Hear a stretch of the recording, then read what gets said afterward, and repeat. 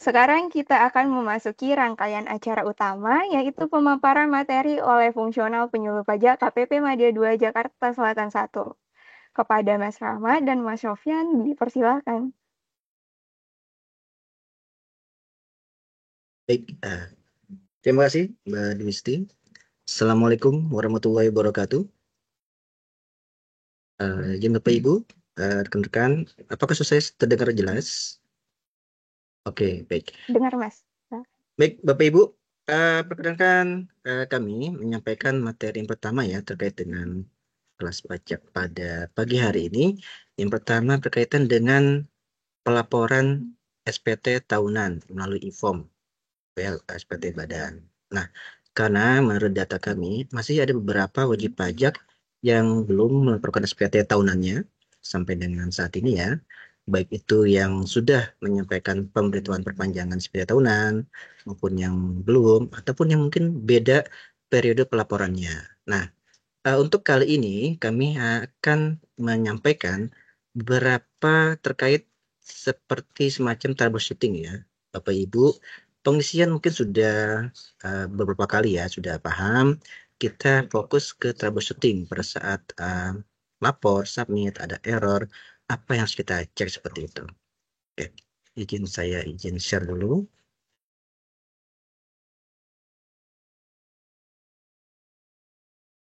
Baik, apakah sudah muncul tampilannya ya? Oke, baik.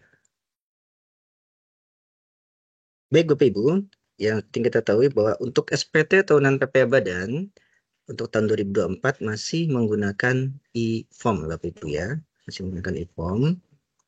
Nah, umumnya Bapak Ibu pada saat submit mungkin pernah mengalami error, misalkan seperti yang tampil di sini ada yang terjadi pada submit proses gitu kan, koneksi ke server seperti itu, atau time out, atau ada invalid SSL certificate, atau yang tidak diketahui unknown failure-nya apa itu gitu kan ya, atau yang mungkin yang lebih sering itu adalah pertama kali adalah gagal kirim SPT, data SPT tidak valid. Nah, kalau muncul atau menemui notifikasi pesan error seperti ini pada saat kita submit di form SPT tahunan, PPh Badan, apa yang harus kita cek? Nah, jadi di sini kita lebih ke troubleshooting-nya Bapak Ibu ya. Oke. Yang pertama, nah, pesan atau notifikasi yang sebelum tadi itu muncul pada saat pelaporan SPT tahunan menggunakan e-form. Ya, karena memiliki ciri yang sama yaitu gagal saat proses pengiriman data yang secara umum itu dapat diasumsikan tidak terdapat kesalahan pengisian e-form. Nah, solusinya pastikan PC, desktop, ataupun laptop yang digunakan minimal menggunakan Windows 10. Terus cek juga koneksi internet, pastikan kecepatan jaringan memadai, apalagi jika ternyata data yang ada dalam e-form itu banyak ya, terutama di lampiran 17713 atau kredit pajak dan penyusutan amortisasi 1A. Nah, pastikan itu stabil ya. Lalu berikutnya cek pengaturan firewall, karena beberapa kasus ini ada yang keblok oleh firewall atau antivirus. Silakan dicek di PC atau laptopnya, atau kalau misalkan sudah ditentukan oleh admin ya, admin di kantor perusahaan, silakan dikomunikasikan agar bisa koneksi dari e-form itu ke server DJP. Lalu cek juga pengaturan SSL, Secure Circuit Layer-nya, dan TLS itu pada Internet Option. Pastikan tercentang semua opsi SSL dan TLS-nya. Ini yang secara umum. Kita pastikan dulu kita sudah minimal sudah memenuhi kriteria ini Bapak Ibu. Nah, lalu jika pada saat kita submit ada gagal kirim SPT, data SPT tidak valid, itu karena adanya SPT level ini cukup beragam ya penyebabnya, bisa macam-macam. Nah, biasanya ini ada beberapa list yang bisa kita cek sendiri dulu ya. Misalkan di bagian e-form di paling depan itu halaman induk ya, itu ada data clue. Ada data clue itu tidak terisi atau klubnya itu tidak sesuai dengan yang isian yang berlaku. Nah, silakan cek kembali isian KLU-nya. Lalu, atas isian yang bernilai 0, pastikan telah diisi dengan nilai 0 dan tidak dibiarkan kosong. Nah, ini umumnya adalah pada kolom-kolom yang dia numerik ya, isiannya adalah numerik. Pastikan dia bernilai 0. Jadi tidak kosong, blank gitu, tapi diisikan 0. Apalagi kalau ada penjumlahan, ya, itu sangat mempengaruhi nantinya. Jadi silakan diisikan dengan angka 0. Lalu yang berikutnya, nah ini pada lampiran 1A, daftar pengusutan, nah pastikan WP memilih metode dengan pilihan drop down list. Ya, yang tersedia ini ada metode garis lurus saldo menurun. Jadi itu ada pilihannya. Jadi kalau di e-formnya ada saldo menurun, ada garis lurus. Kadang ada yang masih ada pakai singkatan GL, SM. Nah itu kadang yang membuat error. Nah, terus pastikan juga isian kolom itu, kolom tahun terisi 4 digit. Jadi 2024. Nah, jadi bukan 2020 atau 24 saja, tapi 2024 atau malah ada yang kosong. Pastikan kembali di bagian atas, biasanya form itu ada tahun, pastikan itu terisi dengan benar.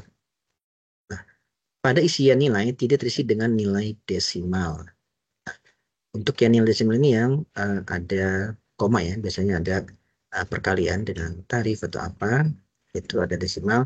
Pastikan pada saat diinput itu atau diimpor tidak ada nilai desimal.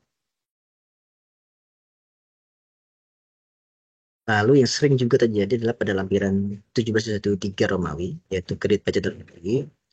Itu yang pertama yang kita cek adalah format tanggalnya, itu adalah DD garing MM garing YYYY. Jadi 2 digit tanggal garing 2 digit bulan garing 4 digit tahun. Nah, lalu kita cek juga isian skema itu harus sesuai dengan petunjuk pengisian ya yang ada di uh, file. File bisa ada rinciannya seperti apa, kolom-kolomnya dia berupa formatnya apa, seperti itu disesuaikan.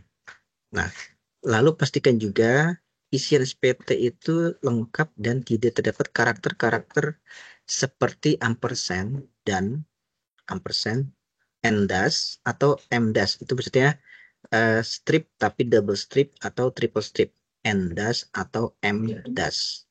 Seperti itu. Lalu tanda petik miring, quote yang atas, yang di atas miring, smart single atau double quote. Single quote atau double quote, pastikan huruf tidak standar, itu seperti yang alfabet yang tidak biasa ya, seperti tampil di sini. Terus karakter lebih besar dan lebih kecil. Nah, pastikan ini coba dicek. Umumnya ini ada di kolom-kolom seperti nama atau keterangan atau nama barang. Seperti itu Bapak Ibu. Alamat silakan dicek kembali. Karakter-karakter yang tidak seharusnya. Karena nanti akan ada error. Bisa data tidak valid atau apa. Nah, yang berikutnya, yang beberapa terakhir ini beberapa WP yang mengalami juga diimpor dia bisa, tapi ternyata pas disubmit dia gagal. Gagal itu stuck ya di tengah-tengah gitu pada saat submit. Nah, itu setelah dicek oleh tim teknis, ternyata ada NPWP-nya tidak valid, tidak sesuai. Bisa salah input NPWP, ataupun ternyata pas beberapa yang kita cek itu ternyata sudah hapus data NPWP-nya. Seperti itu. Nah, kalau untuk yang kasus NPP-nya sudah hapus, NPP pemotong ya, pemotong sudah hapus, sudah di delete gitu, itu bisa menemukan NPWP sendiri, seperti itu. Tapi untuk yang lainnya, pastikan menggunakan NPWP pihak pemotong dengan benar. Ya, ini untuk yang file impornya, Bapak Ibu sudah menggunakan ya, ada lampiran, bentuknya adalah CSV.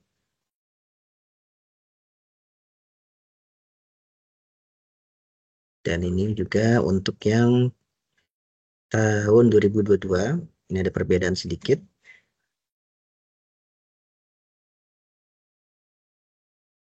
Ya, ini hanya pengisian aja.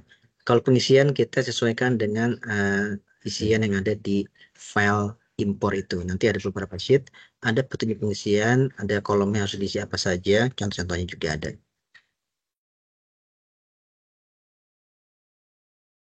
Nah, untuk yang pasal 22 contohnya ya, sesuai dengan kode jenis pasal yang dimasukkan.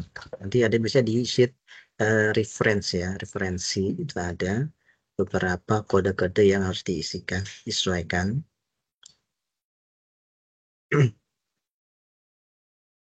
Nah, lalu dicek kembali bahwa tanggal bukti potong, format tanggal yang dalam file form itu adalah DD garing MM garing YYYY. Jadi tidak pakai strip tapi pakai garis miring. Dan juga tanggal bulan, baru, tahun 4 digit.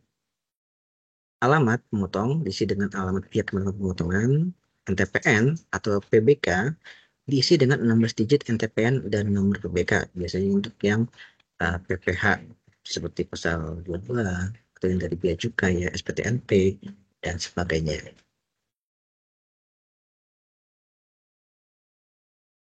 Nah, untuk lampiran 1A penyesuaian amortisasi,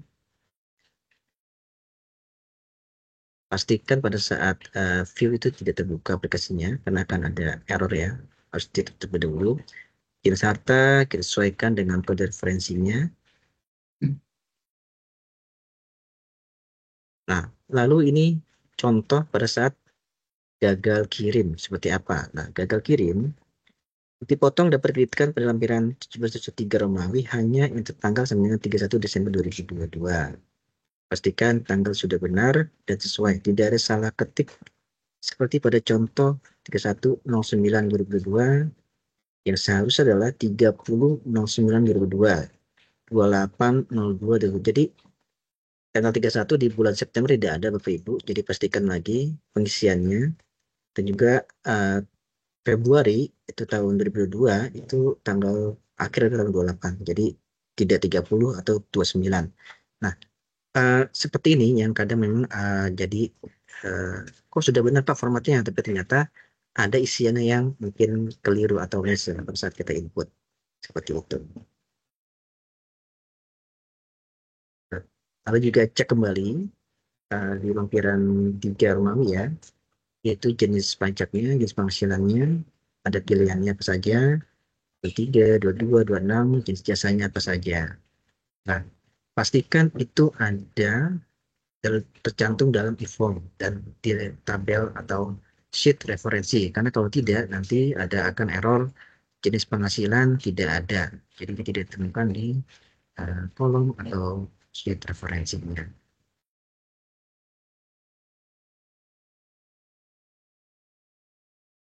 Oke. Nah, lalu gagal kirim SPT, NTPN tidak valid, silakan cek kembali. Nah, ini mungkin ada salah input NTPN atau di PPK. Pastikan sudah sesuai, yaitu pada pertama cek kembali KJS-nya untuk tahunan 200 ya, 411126 200. Jadi kalau selain itu nanti dia akan muncul kembali karena tidak tervalidasi pembayarannya. Baik NTPN tidak ada spasi lebih, tidak tertukar antara 0 dan angka O. Nah ini kadang agak ribet ya. Huruf 0 dan angka O. Nah, nanti cek kembali di file NTPN-nya itu dibayarnya. Nah, kalau misalkan sudah dicoba berkali-kali terus tidak bisa, silakan Ibu Bapak Ibu coba cek ke helpdesk kami via WA. Pak, ini NTPN salah terus, ini kenapa? Kita bisa mengecek benar apa tidak NTPN yang diinput atau apa jenis banjir storenya sudah sesuai atau tidak seperti itu. Nah, kode verifikasi atau token ini ada 6 digit, jadi via email ya. Nah, pastikan sesuai inputannya. Nah, kalau gagal dia akan ada submit SPT. Ada. Nah, lalu Bapak Ibu, itu beberapa case yang sering ya kita hadapi, terakhir juga ada beberapa seperti itu. Jadi Bapak Ibu bisa cek kembali jika menemui case kesalahan atau error, SPT tidak valid, atau jaringan atau tidak koneksi time out seperti itu, silakan cek kembali seperti yang tadi sudah sampaikan. Jika Bapak Ibu sudah cek kembali namun masih tetap muncul, Bapak Ibu bisa lanjut ke helpdesk di KPP. Kita coba cek bareng dengan membawa file e-formnya dan juga membawa file Excel dan CSV file impor ya dari yang 3 kredit pajak dan 1A. Kita akan cek kembali yang bisa kita cek. Kalau itu sudah kita coba cek dan ternyata pas kita cek sudah oke semua nih. Tapi pas kita submit masih gagal. Kalau seperti itu, file itu, e-form itu akan kita laporkan tiketing ya ke kantor pusat untuk dicek oleh ya tim teknis. Nah, biasanya kita akan dapat respon. Apakah itu yang sering terjadi adalah, oh ternyata ada NPWP yang tidak valid, NPWP sudah hapus atau yang salah seperti itu. Itu akan dituliskan oleh mereka, silakan cek kembali seperti itu atau yang lainnya. Biasanya seperti itu. Nanti dari sudah ada respon dari mereka akan disampaikan ke wajib pajak silakan untuk memperbarui kembali dan dicoba lagi untuk submit SPT-nya. Nah, untuk SPT tahunan ada beberapa ya lampiran yang harus dilampirkan ya. Ini kan sudah ada ya di ketentuannya. SSP atau sarana lain terkait pasal 25 jika ada kurang bayar. Terus ada SSP pasal 26 ayat 4 apabila ada setoran pasal 26 ayat 4 oleh BUT. Laporan keuangan atau laporan keuangan yang diaudit itu harus disampaikan itu. Dan ini pilihannya di depan induknya ada yang laporan diaudit itu tidak diaudit. Kalau wajib pajak mencek laporan diaudit, pastikan laporan keuangan yang disampaikan adalah yang telah diaudit oleh akuntan publik. Terus laporan keuangan dari badan usaha di luar negeri yang kemudian sahamnya mulai dari 5% harus disampaikan oleh WP yang memiliki penyataan modal atau secara bersama-sama dengan WP dalam negeri lainnya memiliki penyataan modal paling rendah 50% di luar negeri. Terus laporan keuangan konsolidasi atau kombinasi kata prosedur UT itu adalah laporan keuangan yang telah diaudit ya oleh akuntan publik dan merincian peredaran usaha, kegiatan usaha ke masing-masing BUT. Nah, daftar nominatif untuk pengeluaran, biaya promosi, biaya temen ini harus disampaikan ya. Apabila ternyata ada laporan atau di SPT itu ada pengeluaran terkait biaya promosi yang dapat dikurangkan dari penghasilan bruto ataupun biaya entertainment ya, jamuan makan, presentasi dan sejenisnya. Nah, daftar ini berisi nomor urut, tanggal acara kegiatan, nama, alamat lokasi, jenis acara, nominal, dan identitas pihak atau relasi yang menerima. Seperti itu. Kalau ada pemberitahuan bentuk penanaman modal, ini kalau yang BUT Bapak Ibu ya, dokumen penanda transfer. Nah, jika berupa ikhtisar ya, dokumen induk dan dokumen lokal, tanda terima penyampaian notifikasi atas penyampaian laporan per negara. Lalu ada laporan penghitungan besarnya perbandingan antara utang modal, ini yang DER ya, dan atau laporan utang swasta. Ya, ini jika ada terkait dengan biaya pinjaman. Nah, Bapak Ibu, untuk sesi pertama seperti itu, yaitu ini kita merefresh untuk wajib pajak yang menemui kendala pada saat submit SPT. Seperti itu, dicek kembali. Jadi di atas, apa yang harus kita cek seperti itu. Kalau masih ada kendala pada saat submit, silakan menghubungi helpdesk KPP untuk kita cek bersama. Seperti itu. Baik, kami kembalikan ke MC ya. Sementara apa lanjut atau ada tanda jawab gimana? Silakan Mbak Dusti.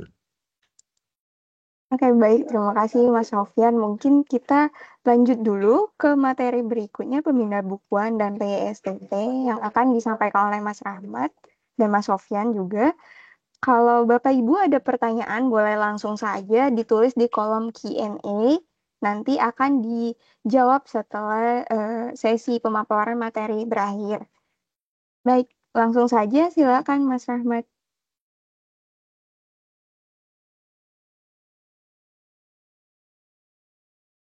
tampilannya sudah muncul ya di layar.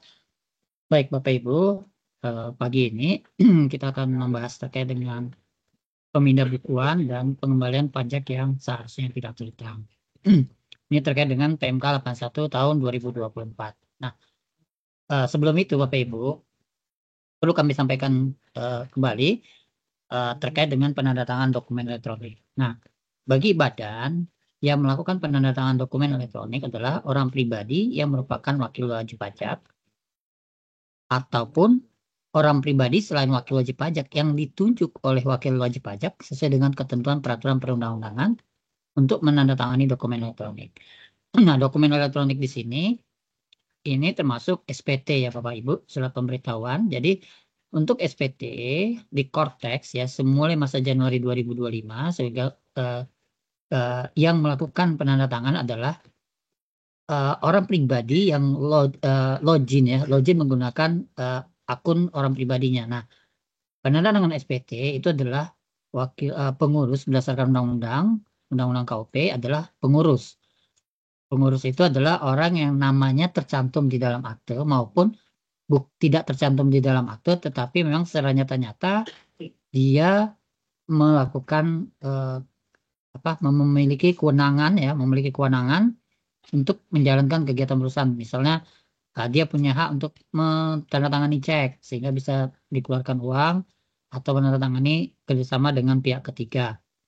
Itu seperti itu. Nanti yang tidak ada dalam akte itu pemimpin tertingginya, direkturnya bisa membuatkan surat keterangan kepada bahwasanya atas si A adalah misalnya manajer keuangan adalah memang nyata-nyata bertindak gitu ya, mempunyai kewenangan sebagai pengurus seperti itu. Yang disebutkan apa saja yang di hak yang dimilikinya. Nah, itu yang berhak untuk penandatangan SPT. Jadi Bapak Ibu, ada beberapa kasus kami lihat SPT yang menandatangani adalah staf pajak ini.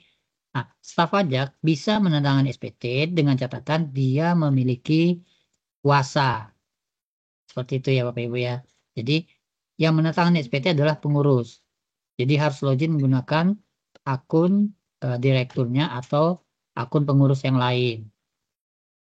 Kalau misalnya stafnya yang ditunjuk yang bukan sebagai pengurus, maka diberikan kuasa. Nah, nanti harus diketahui apakah dia memenuhi syarat sebagai kuasa atau tidak.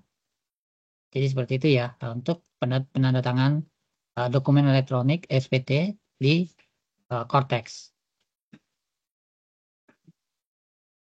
Jadi harus login menggunakan si pengurus baru bisa muncul namanya. Jadi misalnya staff yang login pakai akunnya dia, akun pribadinya, kemudian dia tanda tangan, yaitu muncul adalah nama si staffnya, bukan nama direktur. Kalau dulu kan pakai login di JP Online, siapa aja yang login, nanti muncul nama direkturnya. Sekarang tidak lagi. Baik. Nah, terkait dengan sertifikat elektronik, EVIN, itu masih berlaku Bapak Ibu untuk masa pajak sampai dengan masa pajak Desember tahun 2024. Ya, jadi untuk kewajiban perpajakan sampai dengan Desember 2024 itu masih menggunakan sertifikat elektronik, masih menggunakan EVIN ataupun kode verifikasi dari DJP.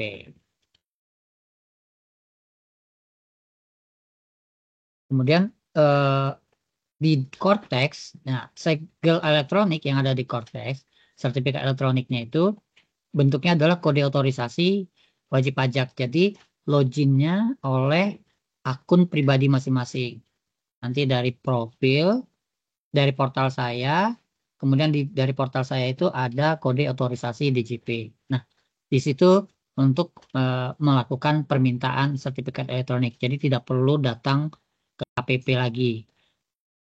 Nanti setelah orang pribadinya nanti tanda tangan di situ kode otorisasi dicek, diklik, kemudian nanti dipastikan datanya valid, nanti muncul sertifikat elektroniknya. Ada pemberitahuannya ya, sertifikat elektronik telah diterbitkan. Gitu. Baik Bapak Ibu, terkait dengan pembayaran, nah ada penyesuaian terkait dengan PMK 242 tahun 2014 terkait dengan PBK. Di sini mengatur tentang jatuh tempo pembayaran, sarana pembayaran, deposit. Deposit pajak ini adalah hal yang baru ya Bapak Ibu ya di Cortex. Kemudian pembayaran mata uang asing, pemindah bukan, pengangsuran. Oke, baik. Aturan perubahan di pasal 94-nya ada jatuh tempo pembayaran. Nah, aturan sebelumnya itu dibayarkan paling lama tanggal 10 bulan berikutnya. Nah, saat ini dengan di PMK 81 tahun 2024 pembayaran itu paling lama tanggal 15 bulan berikutnya. Itu meliputi pasal 4 ayat 2, pasal 15, 21, 22, 23, 25, 26, PPN JLN ya, PPN BKP JLN, kemudian KMS, pajak karbon itu tanggal 15. Jadi yang semula itu ada tanggal 10, ada tanggal 15, sekarang disamakan semua di tanggal 10 kecuali PPN tetap di akhir bulan. Nah, kemudian di pasal 94 di PMK 1 juga mengatur terkait dengan jatuh temponya. Nah, PP pasal 25 WP kriteria tertentu ya biasanya sebelumnya pada akhir masa pajak terakhir, sekarang adalah tanggal 15 bulan berikutnya setelah berakhirnya masa pajak. Kemudian SPT tahunan disampaikan tetapi tidak melebihi batas waktu penyampaian SPT tahunan. Nah, kekurangan pembayaran pajak terutama berdasarkan SPT tahunan atau PPh ini sebelumnya tidak diatur. Nah, sekarang diatur di pasal 95 PMK 81.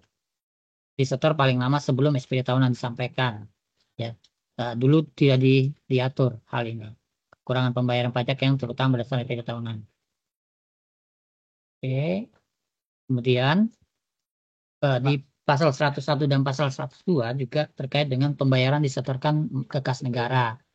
Nah, ada yang baru adalah terkait dengan pajak karbon. Kemudian mengatur dengan NPWP wajib pajak yang wajib melakukan pembayaran dengan SSP meterai untuk pembayaran biaya meterai atau sarana administrasi lain. Ini caranya ya, biasanya dengan SSP dan sarana administrasi lain. Sekarang ada dengan meterai untuk pembayaran biaya meterai. Kemudian sarana administrasi lainnya ada bukti penerimaan negara, ada SSP, ada dari cukai, pabean gitu ya, bukti PBK. Nah, ada tambahan adalah SP2D, surat perintah pencairan dana dan bukti penerimaan pajak lainnya. Jadi ini dianggap sebagai bukti pembayaran SP2D, surat perintah pencairan dana. Jadi kalau Bapak Ibu ada dapat SKPLB, kemudian terbit SKPKPP dan SPMKP, nanti ada SP2D. Nah, SP2D itu adalah sebagai bukti pembayaran, surat perintah pencairan dananya. Sebagai surat pembayaran ke kas negara. Nah, untuk bukti penerimaan negara, setelah setoran pabean, cukai, dan pajak ini sah bila divalidasi dengan NTPN. Diakui pada tanggal bayar yang tertera pada BPN.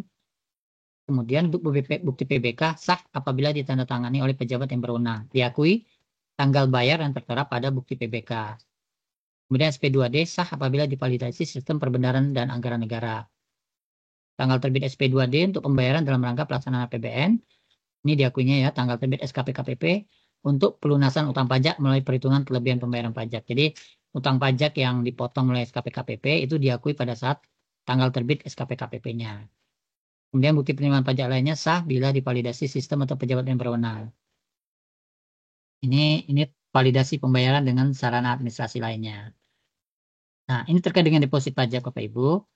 Deposit pajak ini bisa melalui sistem penerimaan negara secara elektronik, bisa melalui PBK, atau bisa melalui sisa kelebihan pajak atau sisa imbalan bunga. Penggunaannya bisa untuk pembayaran dan penyetoran pajak menggunakan deposit dilakukan melalui pemindah bukuan. Tanggal pengakuan pembayarannya adalah tanggal bayar pada BPN, tanggal bukti PBK, dan tanggal terbit SKPKPP. Ini tergantung nanti buktinya apa gitu ya, deposit pajak. Kemudian SSP dulu hanya ada single ya, satu jenis pajak saja untuk masa pajak sendiri-sendiri. Nah, kalau saat ini bisa multiple. Ya. Satu SSP hanya untuk satu transaksi pembayaran pajak. Sekarang sifatnya bisa single, bisa multiple. Jadi bisa dalam satu SSP itu berbagai jenis. Misalnya unifikasi. Kalau dulu kan setor kode pasal 23.100, 23 yang 104 gitu ya. Kalau sekarang itu jadi satu. Pasal 26 setor sendiri kalau dulu ya. Sekarang nanti dari SPT ketika ada pembayaran dia akan muncul satu kode billing ketika dibayarkan, nanti di lampirannya akan muncul untuk pembayaran pasal 26, pasal 4 ayat 2, misalnya pasal 23, pasal 23 sekarang dijadiin satu semua ya di Per 10 tahun 2024. Nah, saat ini untuk SSP bisa multiple pembayaran banyak. Yang bisa membayar dan menyetor dengan mata uang dolar itu adalah setelah mendapatkan izin menyelenggarakan pembukuan dalam bahasa Inggris dan mata uang dolar Amerika, baik pasal 25 maupun pasal 29, STP, putusan banding maupun deposit pajak. Kemudian pihak lain yang bertempat kedudukan di luar daerah pabean, kemudian melaksanakan kewajiban pembayaran pelaporan PPN PMSE dengan mata uang dolar. Kursnya yang digunakan adalah kurs KMK yang berlaku pada tanggal diterbitkannya ketetapan, diterbitnya putusan atau diterimanya putusan oleh kantor DJP yang berwenang melaksanakan putusan dalam hal pembayaran atas ketetapan, putusan atau tagihan pajak. Ya, jadi kalau ada pembayaran atas ketetapan nanti pakai kurs KMK yang diterbitkan sesuai dengan tanggal ketetapannya.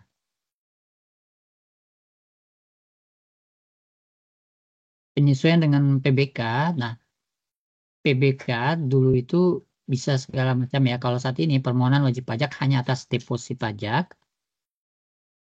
Yang bisa diajukan PBK adalah atas deposit pajak, atas PPH penghasilan dari pengalihan hak atas tanah bangunan yang belum dilakukan penerbitan surat keterangan, penyerotan di muka biaya materai yang belum digunakan untuk menambah saldo deposit, dan jumlah pembayaran yang lebih besar daripada pajak yang terutang.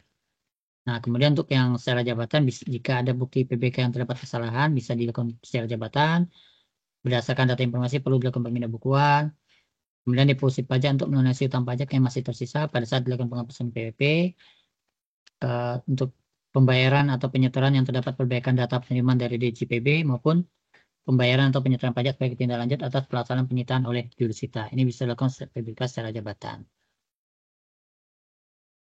Nah, PBK, kriteria PBK yang tidak dapat dilakukan, ini pembayaran melalui SSP yang kedudukannya dipersamakan dengan faktur pajak yang tidak dapat dikreditkan, kemudian pembayaran atas atau untuk penyetoran biaya materai, pembayaran pajak yang kode billingnya terbitkan oleh sistem billing selain diadministrasikan DJP, pembayaran pajak yang dianggap sebagai penyampaian SPT massa. Nah, ini tidak dapat dilakukan ya, pembayaran pajak yang dianggap sebagai penyampaian SPT massa. Misal pasal 25. Pasal 25 ini kan dianggap sebagai penyampaian SPT massa. Maka tidak bisa dilakukan PBK bila ada kesalahan penyetoran. Kemudian pembayaran pajak sebagai satu kesatuan dengan penyampaian SPT. Makanya sekarang ketika ada pembetulan bukti potong pasal 23 misalnya, itu tidak bisa lagi dilakukan pemindah bukuan. Hanya bisa dilakukan dengan pengembalian pajak yang seharusnya tidak terutang. Atau pembayaran pajak yang sudah diperhitungkan dengan pajak terutang, yang menyebabkan jumlah pajak yang masih harus dibayar bertambah. Ini masih bisa di PBK.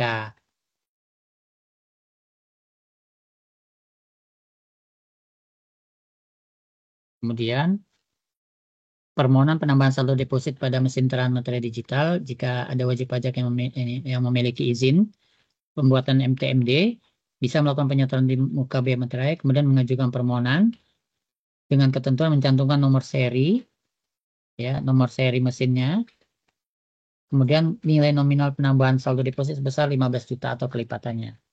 Nanti wajib pajak akan memperoleh tambahan saldo deposit pada MTMD atau kode yang harus diinput untuk menambah saldo deposit pada MTMD. Ini untuk penambahan saldo deposit pada mesin teraan. Nah, sesuai dengan pasal 7 Per 10 tahun 2024, pemindah bukuan itu dapat dilakukan ke pembayaran pajak terkait penyampaian atau pembetulan SPT massa sejak masa pajak Januari 2025, SPT tahunan PPH untuk bagian tahun pajak sejak bagian tahun pajak yang berakhir pada Januari 2025 dan SPT tahunan sejak tahun pajak 2025. Kemudian bisa juga PBK itu dilakukan ke pembayaran pajak terkait penyampaian atau pembetulan SPT biaya materai, pembayaran pajak terkait ketetapan pajak atau surat keputusan atau putusan yang menyebabkan pajak yang masih harus dibayar bertambah, jenis pembayaran pajak selain yang dimaksud di huruf A sampai C tadi, termasuk PPh atas pengalihan hak atas tanah bangunan untuk penerbitan suket penelitian formal, bukti pemenuhan kewajiban penyertaan PPh dan penyertaan di muka biaya materai dan deposit pajak.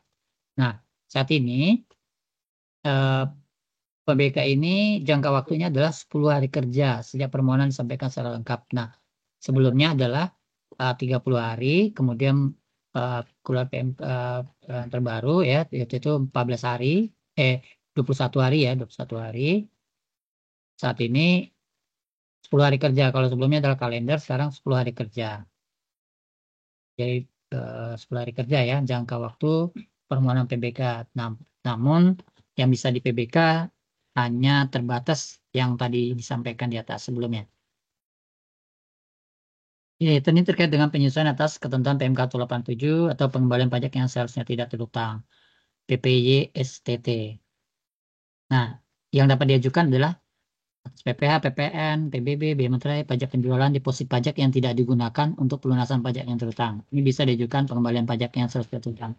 Misalnya Bapak Ibu punya deposit pajak, kemudian deposit pajaknya nggak terpakai nih, mau dimintakan pengembalian, bisa diajukan pengembalian pajak yang seharusnya tidak terhutang. Nah, ruang lingkupnya apa? Ruang lingkupnya ada pembayaran pajak yang bukan merupakan objek pajak yang terhutang atau yang seharusnya tidak terhutang. Atau terdapat kelebihan pembayaran pajak oleh wajib pajak yang terkait dengan pajak dalam rangka impor. Ada kesalahan pemotongan pemungutan yang mengakibatkan pajak yang dipotong atau dipungut lebih besar daripada pajak yang seharusnya dipotong ataupun dipungut. Kemudian terdapat kesalahan pemotongan atau pemungutan yang bukan merupakan objek pajak atau objek pajak atau subjek pajak itu mendapatkan fasilitas perpajakan. Atau juga bisa terdapat kelebihan pemotongan atau pemungutan PPh terkait penerapan P3B bagi subjek pajak luar negeri. Ini biasanya untuk PPN pasal 26 ya, biasanya WP luar negerinya belum mengasihkan SKD-nya gitu ya. Jadi dipotong dulu, dipotong 20% setelah dapat nanti pembetulan seperti itu ya. Itu diajukan pengembalian pajak yang seharusnya tidak terhutang. Nah, tata caranya adalah wajib pajak mengajukan permohonan ke KPP ataupun bisa melalui Kortex di akun Kortex masing-masing. Kemudian akan terbit SKPLB ataupun pemberitahuan penolakan paling lama 3 bulan. Jadi batas waktu 3 bulan tersebut, jika KPP tidak menerbitkan SKPLB atau pemberitaan penolakan, maka permohonan wajib pajak dianggap dikabulkan dan DJP menerbitkan SKPLB dalam jangka waktu 5 hari kerja. Ini sampai dengan batas waktu 3 bulan ya. 3 bulan untuk pengembalian pajak yang seharusnya tidak terhutang. Ini diatur di PMK 81 tahun 2024. Nah, ini pembayaran pajak yang bukan objek pajak yang terhutang atau seharusnya terhutang. Bisa pembayaran pajak yang lebih besar dari pajak yang terhutang atau pembayaran pajak atas transaksi yang dibatalkan, pembayaran pajak yang seharusnya tidak dibayar, atau pembayaran PPh final yang memiliki peredaran bruto tertentu sesuai PPh 55 2022 atau penyertaan di muka biaya materai yang belum digunakan, ataupun pembayaran pajak dalam rangka pelunasan sesuai pasal 44B Undang-Undang KUP. Nah, ini bisa diajukan pengembalian pajak. Yang kedua, permohonan pengembalian diajukan oleh pihak pembayar. Ya, jadi pembayaran pajak yang tidak terhutang ini, permohonan pengembalian diajukan oleh pihak pembayar. Itu harus melampirkan penghitungan pajak yang salah terhutang dan atau alasan permohonan pengembalian. Terkait dengan pasal 44B, harus ada surat keterangan dari penyidik dan surat pemberitahuan penghentian penyidikan atau surat keterangan dari penyidik dan putusan pengadilan yang berkekuatan hukum untuk permohonan pengembalian pembayaran pajak dan surat keterangan dari penyidik yang menyatakan bahwa telah terjadi kesalahan pembayaran dan belum dilakukan penyerahan tanggung jawab atas tersangka dan barang bukti ke penuntut umum. Jadi ini syarat tambahannya ya, lampirannya apa saja? Penghitungan pajak yang seharusnya terhutang dan atau alasan permohonan pengembalian. Apabila ruang lingkup kesalahan pemotongan atau pemungutan yang mengakibatkan pajak yang dipotong atau dipungut lebih besar dari yang seharusnya, pemotongan atau pemungutan PPh atas penghasilan diterima oleh bukan subjek pajak atau pemungutan PPN yang lebih besar dari pajak yang seharusnya dipungut. Ini bisa pemungutan PPN BM yang lebih besar, biaya materai yang lebih besar, atau output PPh yang mengakibatkan PPh yang lebih dipotong atau dipungut lebih besar. Nah, Kemudian kesalahan pemotongan juga, pemotongan pemungutan yang bukan objek pajak. Atau objek pajak itu subjek pajaknya mendapatkan fasilitas perpajakan. Harusnya dia tidak dipotong PPh karena ada SKB. Kemudian PPN yang seharusnya tidak dipungut karena dia punya eh, ada SKTD, surat keterangan tidak dipungut. Pungutan PPNBM seharusnya tidak dipungut. Nah, ini ruang lingkupnya.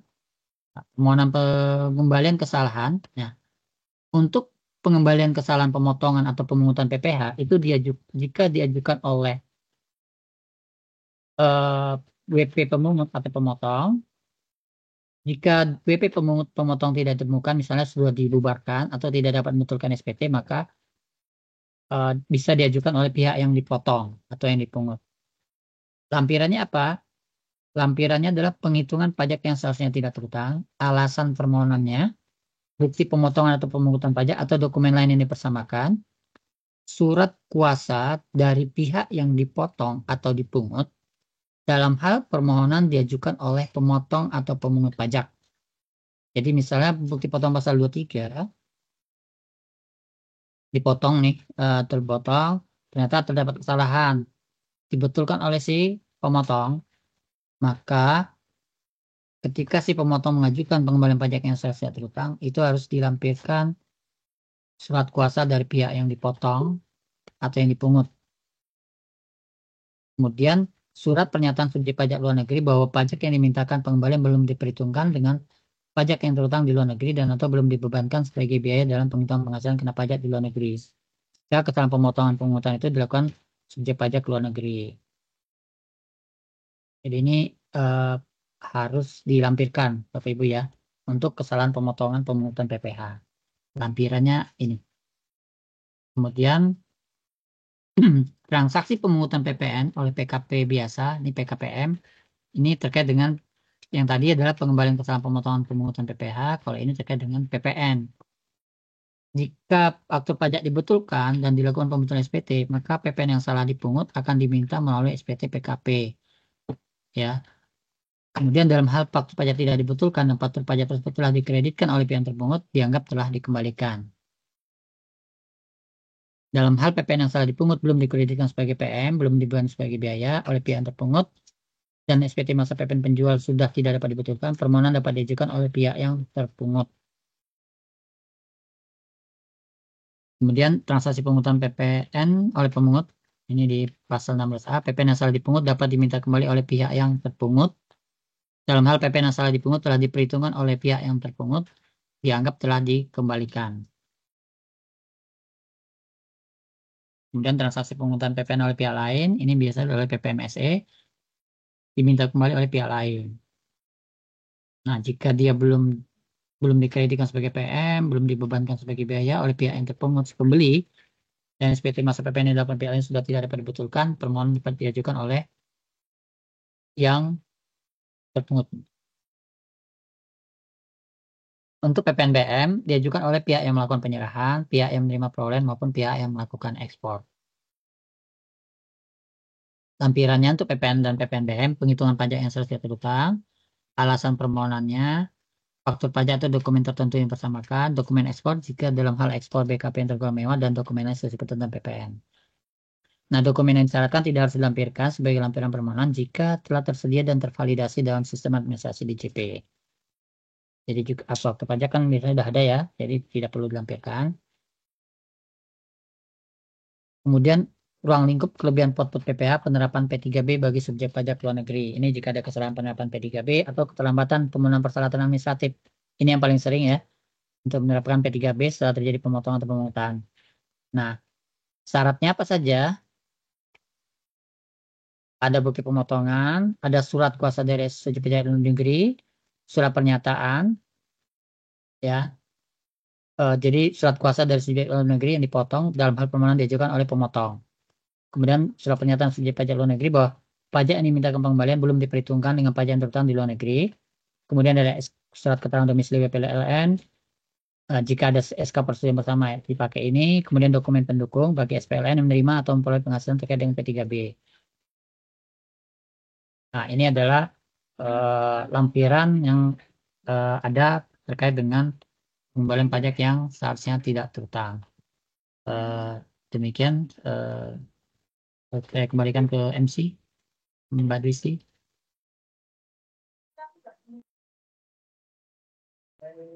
Baik, terima kasih kepada Mas Rahmat dan Mas Sofyan atas materi yang sangat komprehensif.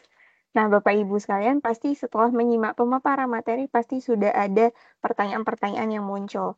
Untuk Bapak Ibu, apabila ada pertanyaan, silakan boleh langsung di-unmute atau bisa ditulis di kolom Q&A. Silakan Bapak Ibu.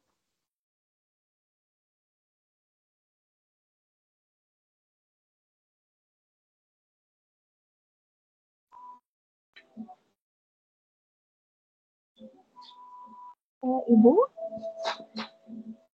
maaf mau bertanya, ditulis atau langsung di sini ya? Boleh langsung juga boleh, Mbak. Boleh disebutkan dari perusahaan mana? Dari PT Santrin Online Prima. Ada 2 pertanyaan. Yang pertama, perihal yang sertifikat digital. Kalau misalkan sebelum yang Cortex itu kan sertifikat digital masih yang lama ya, masih perusahaan. Nah, kalau misalkan ada pembetulan SPT masa PPN atau yang lainnya yang membutuhkan sertel, berarti itu harus diperpanjang ya. Kemudian kemarin tuh sempat nanya helpdesk, kalau untuk perpanjangan sertel itu harus datang ke sana atau masih bisa surelkah gitu. Nah, itu yang pertama. Yang kedua, perihal pengembalian pajak yang seharusnya tidak terutang. Jadi kemarin itu kita tuh ada pembatalan si bukti potong tahun 2023. Nah, waktu itu kan kalau misalkan mau timbuk ya, waktu dulu kan masih bisa timbuk. Itu kan harus ada surat pernyataan dari laman transaksi. Nah, itu tuh baru kita dapetin tuh di awal Januari 2025. Sempat kita ajukan ke KPP, ternyata ditolak.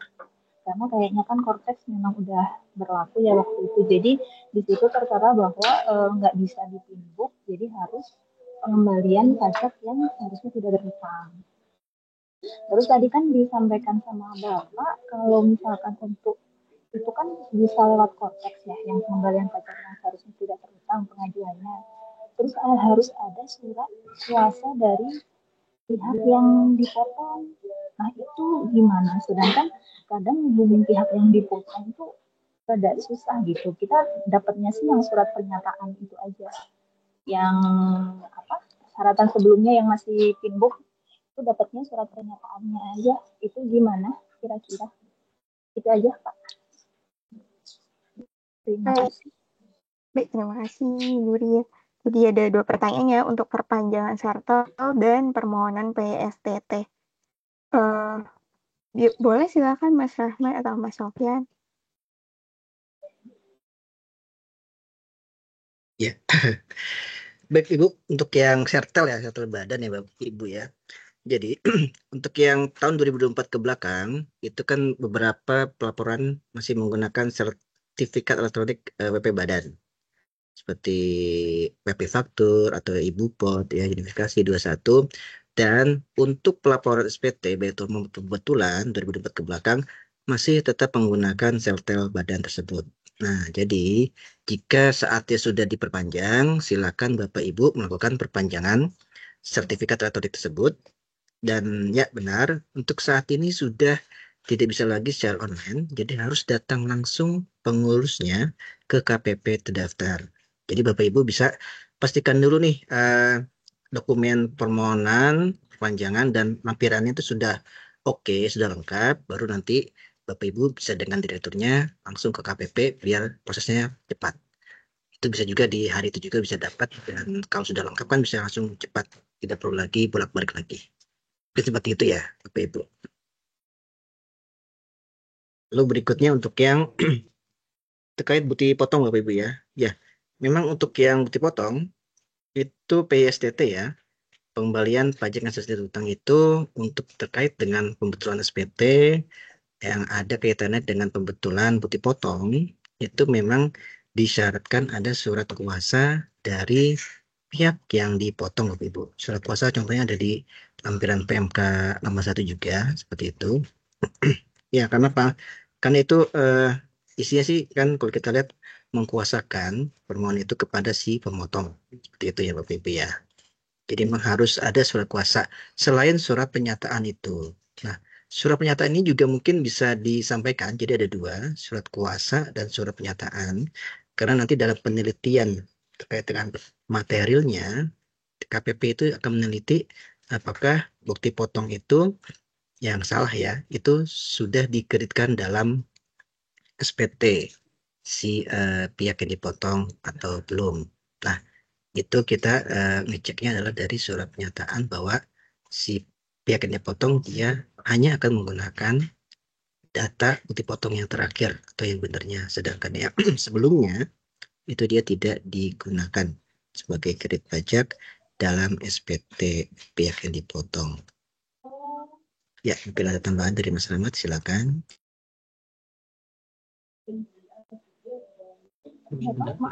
Ini menambahkan kalau misalkan kita itu kan dia pembatalannya itu masih belum konteks belum berlaku ya. Apa maksudnya tidak bisa? Itu kan tahun 2023. Apakah memang itu tidak bisa dilakukan timbuk saja? Karena kan kalau yang PSDP tadi kan harusnya dari 2025 mungkin ya konteks berlaku gitu. Atau karena kemarin saya pengajuannya sudah 2025 atau gimana? Soalnya sebetulnya kan itu 2023. Harusnya sih kayaknya masih bisa timbuk gitu. Mohon bantuannya Bapak.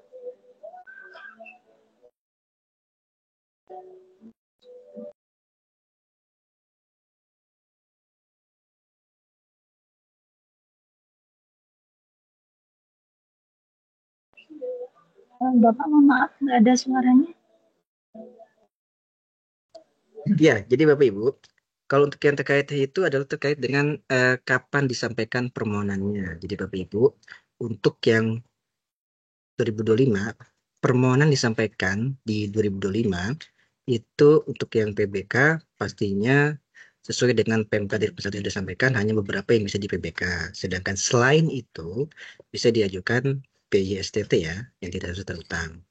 Jadi tidak melihat dia kapan tahun pajaknya 2003, 2020. Dilihat adalah kapan disampaikan ya. Kalau disampaikan yang misalkan bulan ini, ya kita proses dengan sesuai dengan PMK 81. Berarti dengan PSTT, begitu juga dengan syarat kelengkapan dan penelitian materi itu. Seperti itu Ibu. Baik Bapak, terima kasih. Bapak izin satu lagi boleh? Si pelaporan SPT yang sebenarnya kalau sekarang kan masih pakai e-form yang 2024. Kalau untuk yang 2025, apakah sudah ada tutorial atau sebagainya? Soalnya kan mau menyesuaikan ini peretapan bukti potong. Takutnya nanti tidak sesuai format atau gimana. Karena kebetulan bukti potong kami kan banyak ribuan. Kemarin sempat terkendala pas pelaporan item juga karena di bukti potong itu gitu. Apakah sudah ada tutorial atau memang belum keluar? Mohon ininya penjelasannya. Ya Ibu. Jadi untuk yang tahun pajak 2025 Ibu ya, apakah Papona akan menggunakan e-form atau apa? Jadi dari info yang awal baru implementasi Cortex itu nanti di tahun 2025, tahun depan ya, itu direncanakan menggunakan Cortex pelaporan SPT tahunannya, termasuk SPT tahunan badan orang pribadi Bapak Ibu. Ya kan, karena kan bukti potong kita juga sudah dibuat melalui Cortex juga kan untuk tahun ini. Jadi nantinya itu juga akan terpopulasi ke dalam SPT tahunan badan masing-masing wajib pajak. Itu. Namun untuk pastinya kita juga masih menunggu kepastian apakah itu akan diimplementasikan tahun depan atau bagaimana. Nah, untuk tadi tutorial manualnya sebenarnya itu sudah sempat kita sampaikan di awal-awal sosialisasi ya kelas pajak terkait Cortex Bapak Ibu. Kita ada simulasi pelaporan SPT badan seperti itu ya. Mungkin bisa diulik nanti ya ada PowerPoint-nya juga untuk yang terkait pengisian SPT PPh badan. Kurang lebih mungkin tidak akan terlalu berbeda ya dengan yang sudah dulu awal-awal asosiasi kita sampaikan. Seperti itu, Ibu.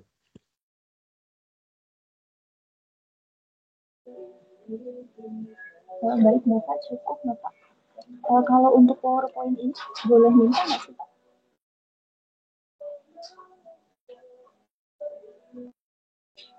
Iya, untuk materi hari ini seluruhnya akan kami sampaikan di-share di meeting ini pada akhir kelas pajak. Baik, terima kasih. Bapak Ibu, apakah ada pertanyaan lagi? Boleh langsung di unmute atau boleh juga ditulis di kolom Q&A.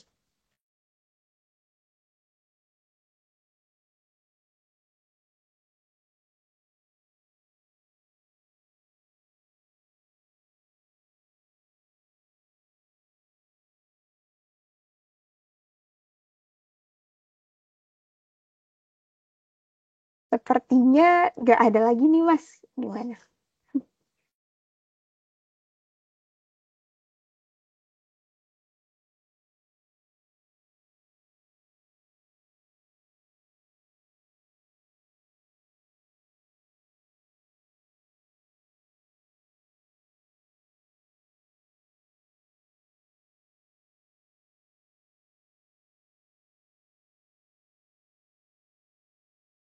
Baik, mungkin akan kami tunggu sampai 10.45 kali ya, Mas. Untuk pertanyaannya pada Bapak Ibu, apabila ada pertanyaan boleh langsung unmute saja.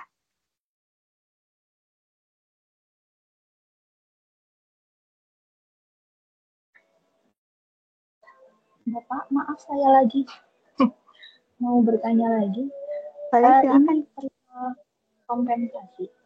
Kemarin tuh sempat ada problem si kompensasi dibayar. Itu tuh masuk 2 kali di masa Januari.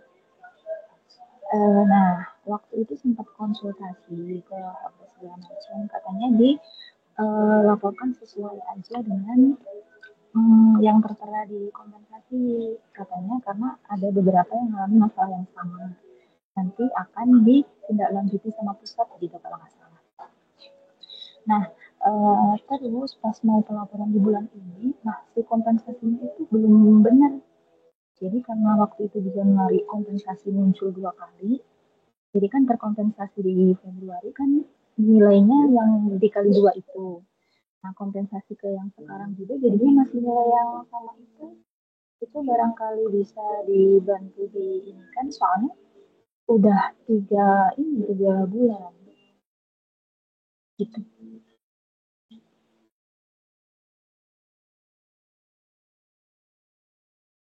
Ini terkait PPN ya, Bu? Betul Bapak, betul. Terkait PPN.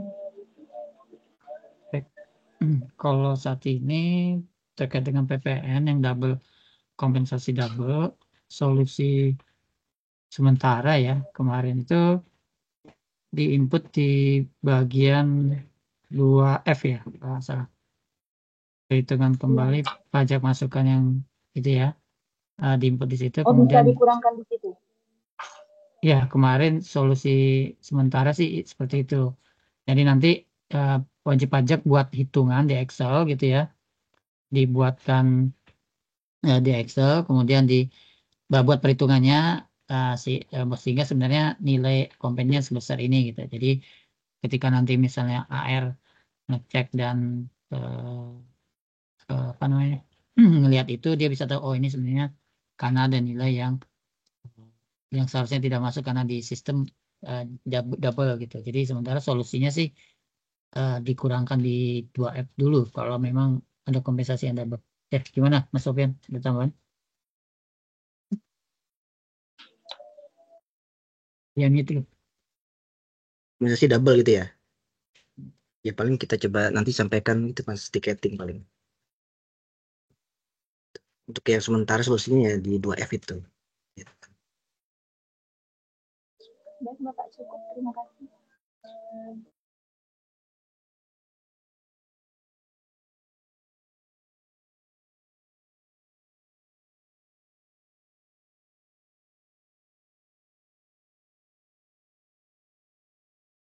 Baik Bapak Ibu, untuk materi kelas pajak hari ini sudah kami kirimkan linknya di kolom chat, dan untuk meningkatkan kualitas edukasi dan penyuluhan, mohon partisipasi Bapak Ibu untuk memberikan umpan balik atau feedback melalui tautan yang sudah kami kirimkan juga di kolom chat. Untuk kode unit kerjanya boleh dipilih 069, yaitu KPP Madya 2 Jakarta Selatan 1. Baik. Terima kasih kepada tim penyuluh atas materi dan diskusinya mengenai serba-serbi SPT tahunan badan, pemindah bukuan, dan pengembalian pajak yang seharusnya tidak terutang atau PYSPT sesuai dengan update peraturan terbaru. Meskipun dengan waktu yang terbatas, semoga dapat menjawab rasa penasaran dan permasalahan Bapak Ibu semua. Apabila Bapak Ibu masih mengalami kendala, dapat mengunjungi kantor pajak atau menghubungi helpdesk kami untuk melakukan konsultasi tanpa dipungut biaya apapun. Sebelum kelas pajak ini berakhir, kami mohon kembali untuk mengisi survei yang sudah kami kirimkan di kolom chat. Bapak Ibu kawan pajak, tidak terasa kita telah sampai di penghujung acara. Kami ucapkan terima kasih atas partisipasi dan antusiasmenya dalam kelas pajak kali ini. Buah manggis, buah durian, rasanya enak jadi rebutan. Sampai jumpa Bapak Ibu sekalian, terima kasih atas segala perhatian. Saya Dwisti beserta seluruh tim penyuluh KPP Madya 2 Jakarta Selatan 1 yang bertugas hari ini mohon undur diri. Terima kasih, mohon maaf apabila ada kekurangan dan sampai bertemu di lain waktu. Wassalamualaikum warahmatullahi wabarakatuh. Selamat siang Bapak Ibu semua.